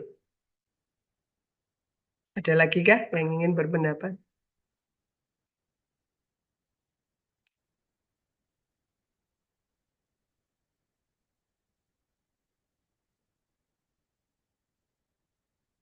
Ya, dikaji dulu seberapa miripnya. Bagus ini jawabannya. Indonesia itu kan luas ya. Ya emang ada sih daerah-daerah Indonesia yang seperti itu ya. Yang rural, akses pelayanan susah, sosial ekonomi rendah, itu juga ada gitu. Tapi nggak di semua Indonesia seperti itu. Nah, lalu ada perbedaan yang lebih mendasar yang tadi Anda sebutkan sebagai regulasi. Tapi kalau di Indonesia memang minum obatnya itu nggak harus di depan petugas. Bisa minum obatnya itu disaksikan oleh keluarga. Nah, jadi pada waktu kita melakukan generalisasi itu, kita menjawabnya tergantung. Tergantung seberapa kemiripan dengan kondisi di tempat yang akan kita generalisasi. Settingnya sangat mirip, kalau regulasinya beda ya mungkin tidak bisa kita terapkan. Tapi kalau misalnya regulasinya sama, settingnya sama gitu ya, mungkin maknanya bisa digeneralisasi. Jadi it depends dari kondisi di mana makna itu akan kita generalisasikan. Nah, cara pandang ini yang kita bawa ya. Cara pandang ini yang kemudian kita bawa ketika kita akan meneliti kualitatif. Oke. Nah, saya harus agak cepat sedikit ini. Nah, sehingga dari cara pandang itu kemudian ada implikasi-implikasinya. Nah, karena tadi ya kenyataan itu bersifat multiple truth, terus kita membutuhkan kedekatan hubungan dengan yang diteliti. Maka peneliti kualitatif itu selalu ingin berada di konteks di mana penelitian itu dilakukan. Kalau saya melakukan penelitian kualitatif di Kulon Progo, di daerah yang paling terpencil misalnya, ya berarti saya harus make effort untuk berada sesering mungkin di sana. Nggak bisa saya cuma suruhan asisten gitu ya. Coba kamu ke sana, sementara saya sendiri nggak pernah ke sana, itu pasti berbeda gitu. Jadi kita harus make effort untuk benar-benar memahami konteks yang natural itu seperti apa. Dan lalu peneliti itu perlu memiliki skill, ya cara bertanya gitu ya. Perilaku kita itu akan sangat dilihat oleh masyarakat dan itu mempengaruhi penerimaan masyarakat terhadap kita. Misalnya saja, Anda menelitinya di konteks yang sosial ekonominya very poor gitu ya. Lalu mungkin Anda nggak kepikiran gitu. Anda berpakaiannya ya seperti biasanya Anda kalau ke kampus gitu kan. Ya. Dan mungkin masyarakat ketika melihat Anda saja belum bicara belum apa, mereka sudah mulai muncul persepsi-persepsinya ya.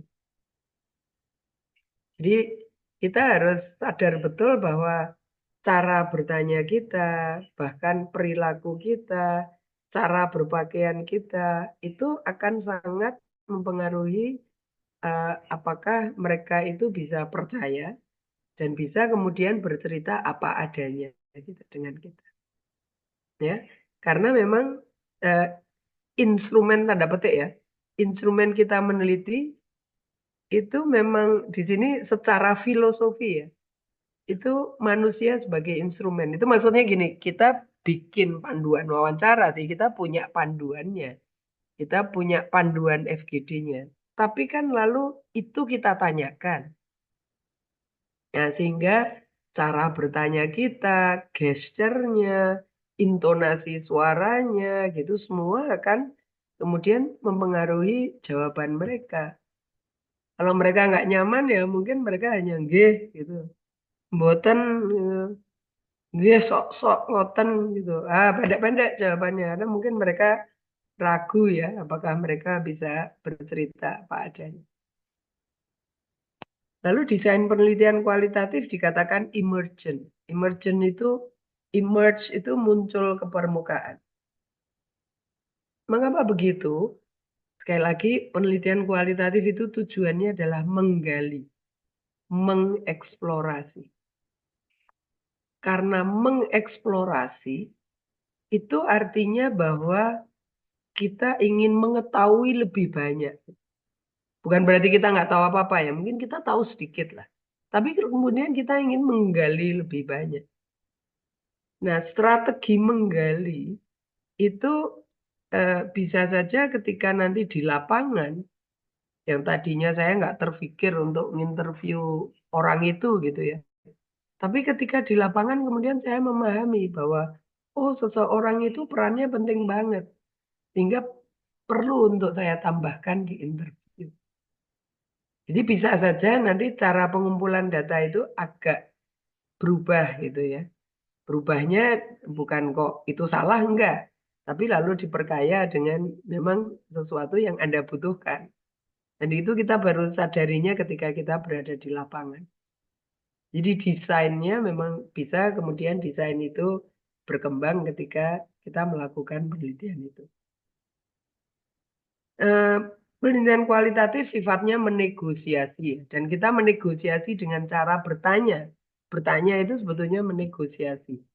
Jangan hanya jawaban mereka itu kita telan mentah-mentah gitu tanpa kemudian mengkorek lebih dalam. Ya, dengan cara itu kemudian kita menegosiasi, memahami maknanya. Validitas, reliabilitas nanti kita bahas ya. Di kuantitatif juga ada valid itu artinya mengukur apa yang ingin diukur. Jadi akurasi, presisi. Kalau di kualitatif nanti ada teknik-teknik untuk meyakinkan kita bahwa jawaban itu benar. Begitu juga ada teknik-teknik untuk meyakinkan kita bahwa jawaban ini tuh memang konsisten seperti itu, ya. Tidak mengada-ada. Nah, itu persoalan validitas reliabilitas. Dan terakhir, memang penulisan laporannya juga stylenya agak lebih bercerita, gitu. Stylenya agak berbeda. Oke, saya akan langsung ke desainnya ya. Nah, di sini kita mulai merasakan ya bahwa ada perbedaan antara cara meneliti dalam penelitian kuantitatif dan penelitian kualitatif. Apa saja perbedaannya? Pertama, dalam pertanyaan penelitiannya. Tadi saya beberapa kali mengatakan kualitatif itu menggali, memahami, bukan menguji hipotesis ya. Not hypothesis testing, bukan memprediksi. Karena kalau itu kuantitatif. Nah, menggali itu sampelnya mungkin tidak perlu besar-besar, seperti halnya kalau penelitian kualitatif. Tapi kita perlu mencari orang yang tepat untuk kita tanyai. Kalau kita mau tanya tentang eh, tadi penyakit malaria, ya mungkin kita bertanyanya bisa saja ke orang-orang yang memang sudah berkali-kali sakit malaria. Pengalamannya gimana? Jadi kita tidak perlu melakukan random, tapi kita memang sengaja memilih seseorang karena seseorang itu punya informasi yang kita butuhkan. Jadi bukan random. Nah, nanti jenis data yang kita kumpulkan adalah data berbentuk narasi ya. Narasi bisa objek, bisa gambar gitu. Tapi bukan data-data berbentuk angka. Kita most likely kita tidak perlu menggunakan teknik untuk uji statistik tertentu. Karena cara analisisnya berbeda. Dan peran penelitinya juga berbeda. Kalau peneliti kuantitatif, dia nggak perlu repot-repot membangun kedekatan ya. Yang namanya survei nasional itu PI-nya ya mungkin di balik meja di satu kantor aja. Nggak perlu dia ke lapangan pun mungkin tidak terlalu perlu ya. Karena dia punya enumerator yang banyak, dia melatih enumerator itu. Tapi kalau peneliti kualitatif tidak bisa begitu. Peneliti membutuhkan kedekatan, membutuhkan interaksi langsung dengan yang diteliti. Oke, jadi ini beberapa perbedaannya. Nah, sehingga sekarang yang penting dipahami adalah kapan sih kita melakukan penelitian kualitatif. Kita melakukan penelitian kualitatif itu guidance-nya adalah pertanyaannya itu biasanya why atau how. Why itu mengapa, how itu bagaimana. Jadi ini misalnya digunakan untuk pengeksplorasi suatu masalah kesehatan. Apakah itu penyakit tertentu, ataukah fenomena tertentu, menilai kebutuhan. Ya, menilai kebutuhan bisa kebutuhan untuk pelatihan, training needs assessment misalnya. Memahami, mengidentifikasi persepsi, kepercayaan itu ya, attitude, belief, knowledge, itu juga bisa dilakukan dengan penelitian kualitatif. Acceptance, ya, misalnya ketika COVID dulu, acceptance masyarakat terhadap vaksin, itu bisa juga digali dengan penelitian kualitatif sampai dengan mengidentifikasi potensi intervensi ya. Jadi bukan membuktikan efektivitas intervensi. Kalau membuktikan efektivitas intervensi, Anda harus melakukan penelitian kuantitatif, desainnya pun idealnya eksperimental, syukur-syukur bisa eksperimental murni ya, randomized control trial. Ya, merancang materi intervensi. Sekali lagi ini hanya materinya ya, bukan intervensinya. Merancang instrumen itu juga dengan kualitatif atau mengidentifikasi masalah-masalah dalam menerapkan intervensi. Jadi intervensinya sudah dilakukan kuantitatif, tetapi dalam melakukan itu kok ternyata banyak masalah. Nah ini masalah-masalahnya bisa diidentifikasi dengan kualitatif. Ya sampai dengan terakhir kalau kita mau menjelaskan failure, ada mungkin kegagalan program atau kegagalan intervensi, itu kita menggalinya bisa dengan penelitian kualitatif.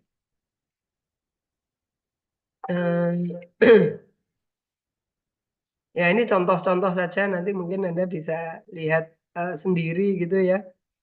Ini ada penelitian untuk menggali tentang postpartum care gitu ya. Di sebuah ini wilayah Kalimantan Timur yang terpencil gitu. Ini menggali kenapa sih? Karena banyak di sana kematian terjadi pasca persalinan, postpartum. Nah, lalu digali gitu, apa sih beliefs-nya masyarakat itu. Dan ternyata banyak kepercayaan-kepercayaan yang itu membuat bahwa pasca persalinan itu wanita hanya tinggal di rumah. Pun ketika dia sakit, ketika anaknya sakit, itu banyak kepercayaan yang melarang mereka untuk keluar rumah.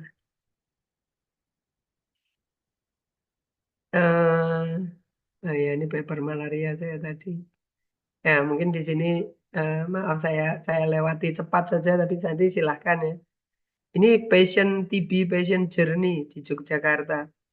Pasien TB itu kok ada yang mereka mau berobat, tapi ada juga yang ibaratnya kayak mimpi buruk gitu ya, nightmare, mimpi buruk. Mimpi buruk itu pasiennya pergi ke satu pelayanan kesehatan, terus dibilang kamu sakit TB, pasiennya nggak terima. Dia pindah lagi, pindah dokter, pindah lagi, periksa, terus gitu sampai dengan akhir pun dia tidak tertangani dengan baik. Jadi itu mimpi buruk. Kalau mimpi indah, pasien batuk-batuk lebih dari 2 minggu, terus dia tahu bahwa wah ini bisa jadi itu TB, lalu dia pergi ke puskesmas. Dan di puskesmas juga mereka sudah terlatih baik, langsung diperiksa sputum, lalu wah ini TB diobati sembuh. Nah, itu mimpi indah. Jadi tertangani dengan baik.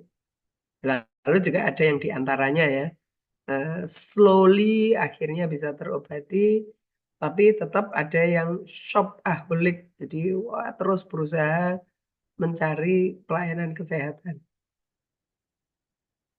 Oke, ya ini contoh-contoh ini, ini mungkin ingin saya tunjukkan ini karena ini menarik ini bidang Anda ini.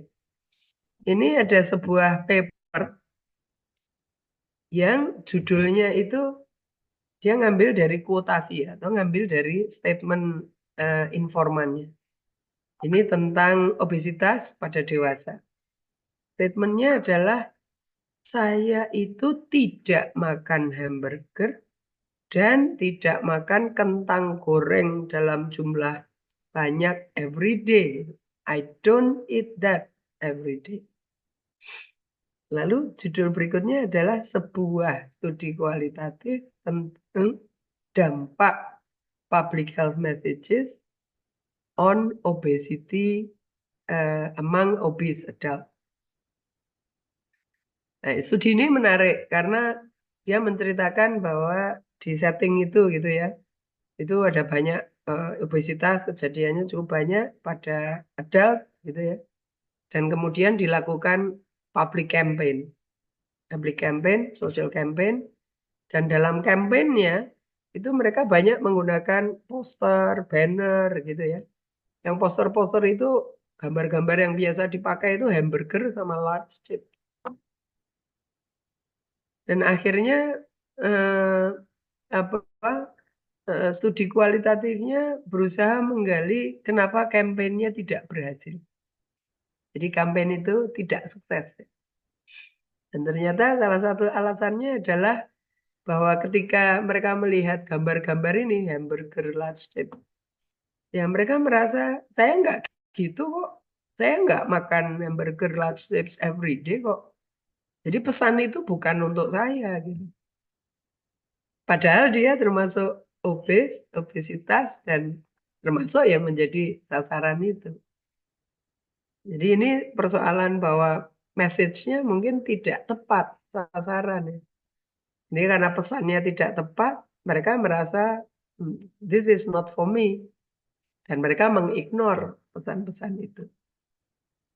Ya, jadi studi kualitatifnya menggali kenapa kemudian intervensi ini tidak berhasil gitu, tidak bekerja.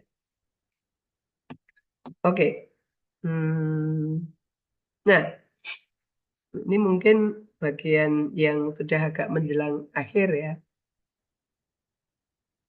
Di dalam riset kualitatif itu juga ada dikenal beberapa jenis desain penelitiannya.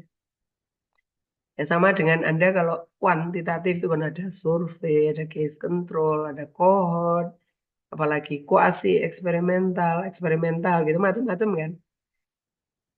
Nah di kualitatif itu sebenarnya ada dua mazhab ya.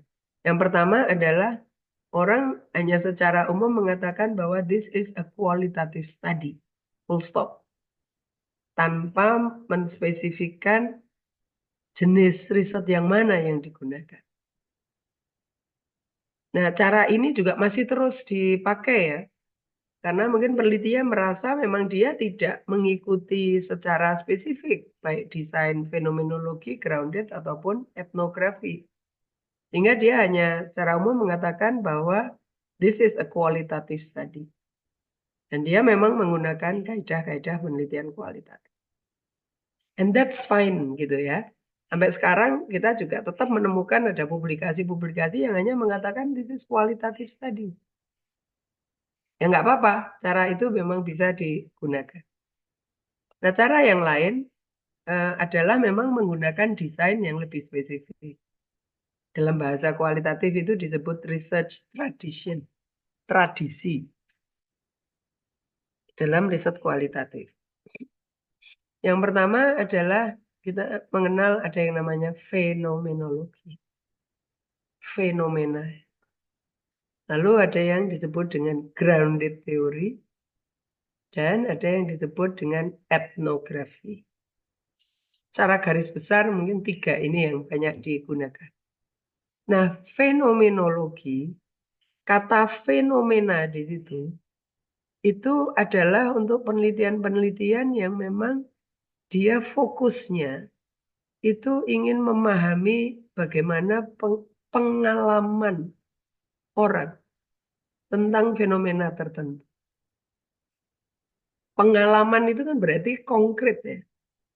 Kalau ini suatu penyakit, pengalaman orang sakit COVID, berarti yang kita tanya adalah ya orang-orang yang mengalami sakit COVID. Kalau pengalaman keluarga menghadapi anggotanya yang meninggal karena COVID, ya betul-betul yang kita cari adalah keluarga-keluarga yang kehilangan anggota keluarganya karena COVID. Jadi konkret experience,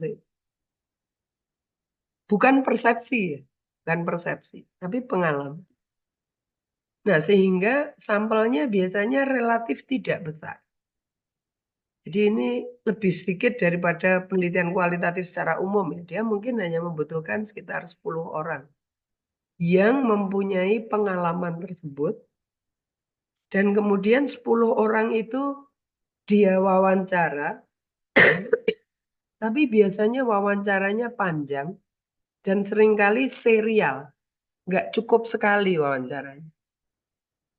Misalnya kita berawal dari, kita bertanya dengan, tadi ya, awalnya gimana kok tahu kalau itu COVID? Oh, terus mereka bercerita gitu. Pergi kemana saja gitu. Nah itu sekali interview mungkin udah ceritanya udah banyak. Terus kita interview kedua, misalnya kita memfokuskan pada ketika tahu itu COVID, lalu pergi ke pelayanan kesehatan yang mana, terus bagaimana reaksi keluarga itu. Sampai dengan kita bertanya setelah meninggal, bagaimana keluarga itu kemudian cope dengan kenyataan bahwa mereka kehilangan anggota keluarga karena COVID. Jadi wawancaranya itu bisa beberapa kali dengan subjek yang sama. Bisa jadi orangnya memang 10, tapi wawancaranya jadi 20 atau 30 ya, karena diulang beberapa kali. Itu fenomenologi. Nah, kalau grounded theory, yang disebut grounded theory, orang melakukan grounded theory karena dia ingin memperkaya sebuah teori. Nah, kenapa kok teori itu perlu diperkaya gitu? Alasan yang cukup klasik adalah ketika teori itu dihasilkan di negara dengan konteks sosial ekonomi yang berbeda, budaya yang berbeda. Misalnya apa? Teori tentang teori tentang layanan paliatif, gitu ya. Teorinya dikembangkan di Amerika, misalnya. Sehingga kita ketika akan meminjam teori itu, kita bawa ke Indonesia, kita merasa, wah teori ini nggak bisa nih kita terapkan begitu saja. Karena bilis kita terhadap merawat orang tua yang sakit, misalnya ya, itu sangat berbeda dengan di negara maju. Nah, sehingga di awalnya mungkin penelitian kualitatif itu digunakan untuk mengadaptasi, memperkaya teori itu terlebih dahulu. Nah, ini dilakukan dengan grounded theory. Ya, mungkin saya nggak bercerita detailnya ya, tapi Anda punya gambaran gitu bahwa memang tujuannya lebih spesifik. Yang terakhir etnografi. Kalau etnografi itu studi tentang budaya atau budaya kelompok sosial tertentu. Budaya apa misalnya, budaya itu nggak mesti lalu budaya suku di masyarakat terpencil gitu ya, nggak mesti seperti itu. Seperti itu juga bisa. Tapi bisa juga kita menceritakan budaya profesi tertentu. Budaya dokter bedah misalnya. Mungkin sangat berbeda dengan budaya dokter umum. Ya. Saya nggak tahu kalau gizi, bisa saja. Ahli gizi klinis misalnya di rumah sakit mungkin punya budaya tertentu yang itu berbeda dengan ahli gizi yang di komunitas. Dan untuk memahami budaya itu bertanya saja tidak cukup. Kita memang harus nyemplung di masyarakat itu ya. Kalau saya ingin memahami budaya gizi seorang ahli gizi klinis di rumah sakit, maka saya harus bisa betul-betul membaur dengan setting rumah sakit dan dengan para ahli gizinya. Jadi saya harus berada di sana. Kalau ini sebuah wilayah tertentu di masyarakat ya mungkin saya harus tinggal di sana. Dulu saya juga pindah ke Jepara gitu ya. Sekalipun hanya 6 bulan, 8 bulan, tapi saya betul-betul hidup di sana. Dan dengan cara itu kemudian saya lebih memahami bagaimana budayanya. Ya, jadi ini sekali lagi tidak harus kita menggunakan tradisi tertentu dalam penelitian kualitatif. Tapi ketika kita merasa bahwa tujuannya kok sepertinya memang memerlukan tradisi tertentu, ya this is the tradition. Inilah tradisi-tradisi. Baik, cara pengumpulan data, nanti saya yakin ini ada sesinya khusus, ada sesi yang menarik, dan mudah-mudahan juga nanti Anda punya kesempatan untuk melatih ya, karena ini sebuah skill juga. Tapi kalau secara umum ya kita bisa menggunakan secondary sources, dokumen-dokumen misalnya. Kita bisa menggunakan cara observasi. Nanti Anda dikenalkan observasi itu ada beberapa macam. Kemudian ada wawancara dan juga ada focus group discussion. Ya, nanti masing-masing cara-cara itu ada keuntungan, kelemahannya. Kemudian juga ada bagaimana prosedur untuk melakukan cara-cara itu. Dan yang terpenting penelitinya harus mencoba berlatih agar nanti keterampilannya juga bagus.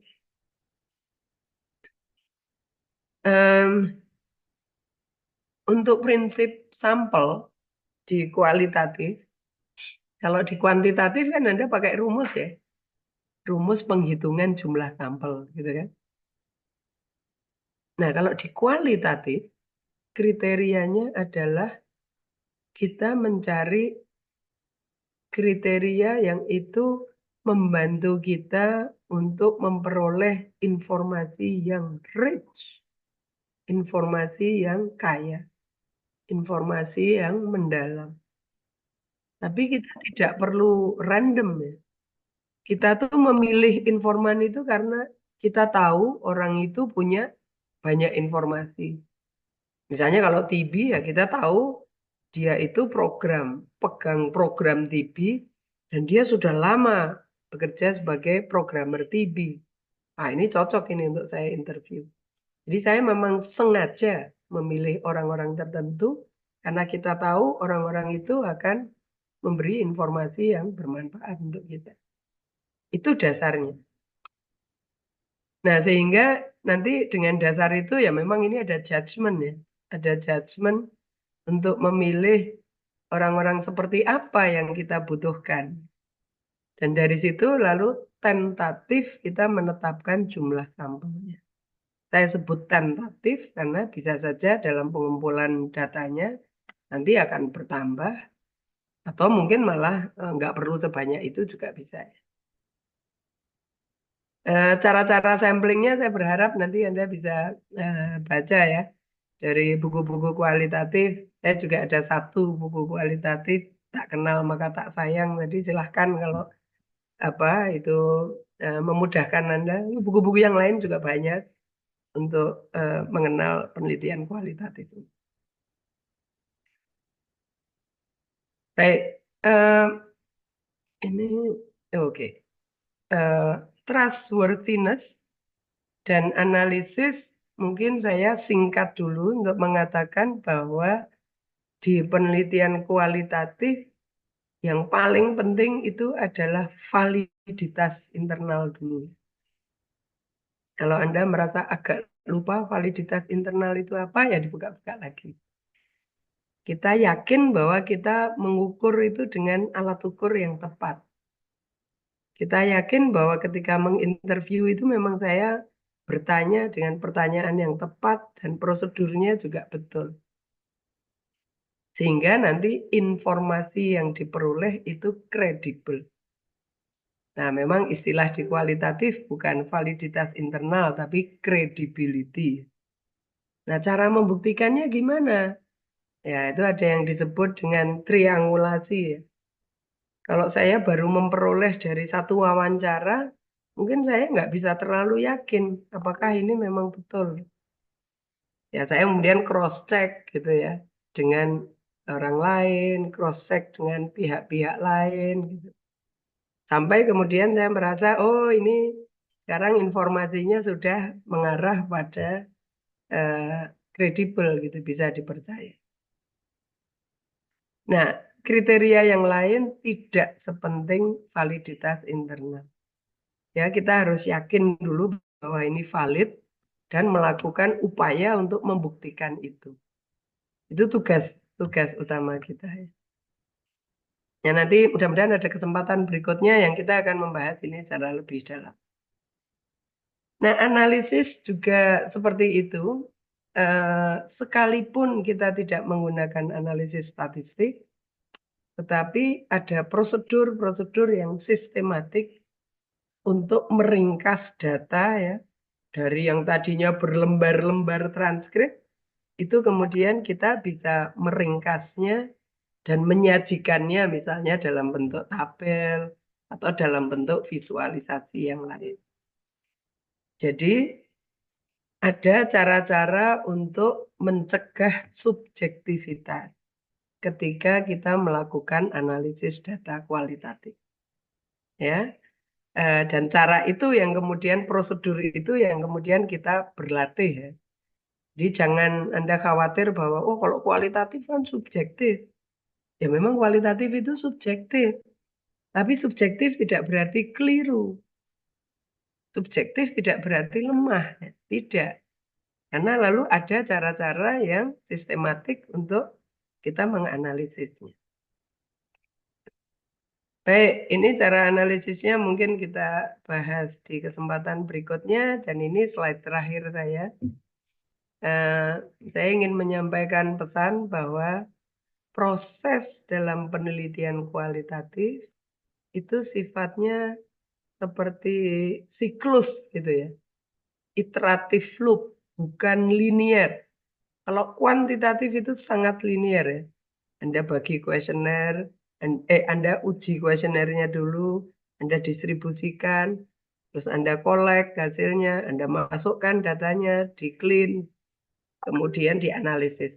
Itu linear. Di kualitatif tidak seperti itu. Karena pada waktu kita melakukan pengumpulan data, misalnya saya wawancara informan yang pertama, itu kemudian saya langsung menganalisis hasil wawancaranya. Ingat tujuan kualitatif itu menggali. Jadi satu informan kita gali dulu, kita pahami, oh informan ini apa yang disampaikan maknanya gini. Setelah kita paham, baru kita ke informan berikutnya. Kita gali lagi, kita wawancara, kita analisis. Itu selesai, informan ketiga, gitu ya. Begitu seterusnya. Sehingga proses pengumpulan data dan analisis itu berjalannya paralel. Bukan ngelembur ya, bukan ngelembur. Wawancara dulu baru analisisnya di akhir. Nggak bisa seperti itu. Karena memang kita ingin menggali, memahami supaya bisa lebih luas gitu, lebih kaya. Baik, nah terakhir di profesi kesehatan itu ya ini memang paper ini dari British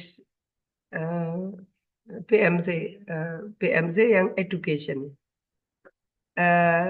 Saya percaya bahwa kalau kita terlatih untuk kualitatif, kita tahu cara bertanya yang betul gitu ya. Kita juga menunjukkan gesture yang positif. Kita tidak menjudge seseorang karena dia pemahamannya jelek gitu enggak. Tapi kita selalu berusaha memahami ya, mengapa sih kok seperti itu.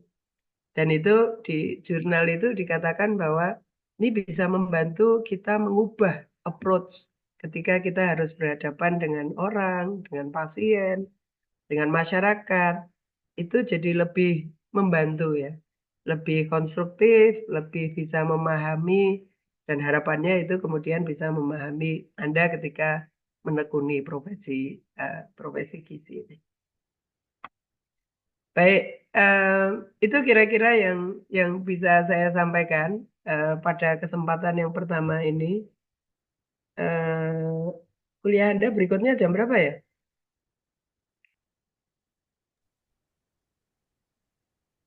Kuliah berikutnya jam berapa? Kita masih punya waktu untuk tanya jawab sedikit kah? Itu yang mau saya tanyakan. Habis ini tidak ada kuliah lagi sih, Prof. Habis ini reschedule mata kuliah Oke, selanjutnya. oke. Baik, kalau gitu 10 menit gitu. Mungkin kita bisa, kalau Anda ada pertanyaan yang ingin disampaikan, atau ada komentar, ada respons tertentu, silahkan. untuk bisa disampaikan. Mas Anan, silakan. Baik, Prof. Terima kasih. Saya ingin bertanya, semisal kita ingin melakukan penelitian kualitatif, tetapi itu settingnya ada di rumah sakit, bagaimana untuk cara melakukan pendekatan dengan misalnya subjek penelitian, karena ya seperti kita tahu, waktu bertemu di rumah sakit itu kan tidak banyak dan tidak Hmm, selalu ada. Nah, itu bagaimana pendekatannya agar bisa eh, membentuk kepercayaan dengan pasiennya subjek ya. penelitiannya. Iya, Ini respondennya berarti informannya pasien gitu ya Mas ya. Misalnya. iya, seperti itu, Bro. Ya ada beberapa hal yang bisa kita lakukan. Yang pertama, misalnya ini settingnya apa? Misalnya settingnya konseling gizi gitu ya misalnya. Nomor satu, kita harus membuat mereka merasa familiar dengan keberadaan kita di situ. Nah, sehingga ya nomor satu Anda harus sering main ke sana gitu ya. Main, kenalan dengan konselor gizinya. Terus ketika konselor gizinya sedang konseling, mudah-mudahan Anda juga diberi kesempatan untuk berada di situ, sekedar mengamati gitu, nggak ikut nanya apa-apa.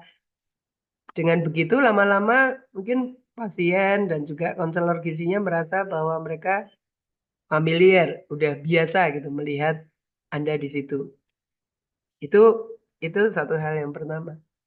Nah, hal yang kedua, lalu bagaimana ya meng-approach pasiennya? Kan mungkin nggak ada waktu untuk bisa berkenalan dan ya, artinya waktunya sedikit sekali. Eh, kita juga bisa menggunakan cara misalnya begini. eh, Kita diberi jalan oleh konselor gizinya atau kita diberi jalan oleh dokternya. Misalnya, kan pasien ini percayanya sama dokternya atau ahli gizinya ya. Jadi si ahli gizi ini yang meminta kesediaannya pasien. Jadi dia mengatakan misalnya, ini kami sedang melakukan seperti ini gitu, penelitian ini yang tujuannya adalah begini, begini, begini gitu. Dan di penelitiannya saya mempunyai satu tim penelitian. Nah, lalu mereka yang menanyakan gitu, apakah berkenan untuk meminta waktunya lebih untuk apa bisa ngobrol dengan mereka. Jadi trustnya kepada Anda itu lewat trustnya kepada provider gitu. Ya, itu bisa seperti itu. Cara yang lain, Anda membaur di tempat pasien itu menunggu. Nah, pasien kan biasanya ya pakai nunggu tuh. Dan kadang-kadang nunggunya cukup lama ya kan. Nah, mungkin Anda berada di situ, sering main ke situ, lalu ya alamiahnya kalau orang duduk-duduk itu ya lalu membuka percakapan. Ya. Membuka percakapan di situ, mungkin dari hal-hal yang ringan. Ya makin lama mungkin Anda juga makin mengenal setting itu. Jadi kalaupun bukan personally mengenal pasien itu, tetapi eh, familiarity dengan settingnya, dengan providernya, dengan pasien-pasien yang ada di sana, itu bisa diupayakan gitu, Mas. Nah, wawancaranya sendiri bisa saja. Nah, ini juga harus berpikir strateginya ya. Karena kalau diwawancaranya di rumah sakit, kita harus berpikir, waduh, itu namanya pasien kalau di rumah sakit ya mungkin inginnya rampung dan rampung periksa pulang gitu kan. Jadi bisa saja nanti Anda pertimbangkan ketika bertanya gitu apakah dia lebih nyaman kalau diwawancara di sini atau berkenan nggak kalau kemudian saya berkunjung ke rumah. Gitu. Dan lalu Anda punya kesempatan untuk lebih longgar gitu berkenalan dengan pasien itu. Ya mungkin itu beberapa hal yang bisa dilakukan gitu. Tapi yang jelas familiarity terhadap settingnya itu harus kita lakukan ya. Sering-sering main ke setting itu. Begitu Mas, semoga menjawab. Baik, Prof. Terima kasih atas informasinya. Mbak Divara, Hana, Fania, silakan. Baik, Prof. Izin, Prof. Saya PJ mata kuliah ini izin bertanya untuk materinya nanti kira-kira bisa diberikan kepada kami eh, lewat apa nggih, Prof? Apakah bisa dikirim lewat chat atau besok sekalian saat kuliah offline diberikan di kelas? Bisa, nanti saya berikannya lewat sekretaris saya, Mbak Yulia. Mbak Yulia ini yang sering komunikasi dengan Gizi. Saya kurang tahu persisnya ke siapa ya. Oh iya, baik, Prof. Mm-mm. Mm-mm. Tapi ini habis ini langsung saya berikan. Baik, Prof. Terima kasih, Prof. Ya, nanti seandainya Anda belum dapat sampai besok pagi kan ketemu saya lagi ya. Kalau misalnya belum dapat sampai besok pagi ya nanti saya dobelin, saya langsung saya kirimkan ke Anda juga. Baik, terima kasih, Prof. Sama-sama. Masih ada lagi kah?